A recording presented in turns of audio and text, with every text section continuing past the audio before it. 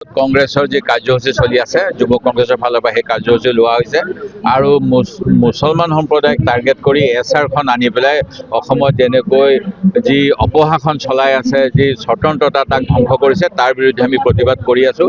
লাজৰ কথা যে মুছলমানসকলক হাৰাশাস্তি দিম, মিয়াক হাৰাশাস্তি দিম বুলি কৈ মুখ্যমন্ত্ৰীয়ে থলুৱা খিলঞ্জীয়া যিসকলে আজান পীৰৰ লগত আহিছিল বা যিসকলে 1206 চনৰ পিছত অসমত বসবাস কৰি আছে তেখেতসকলকো অত্যাচাৰ কৰিছে আৰু বিজেপি দলে অন্য কোনো উন্নয়নৰ কাম কৰিব পৰা নাই কাৰণে ভোট চুৰ কৰিব বিচাৰিছে শাসন আৰু তাৰ বিৰুদ্ধে ৰাইজ জাগিছে। গতিকে আমি আগন্তুক সময়ত আমাৰ নিশ্চিতভাৱে ভাল হ'ব আৰু আমি জিকিম।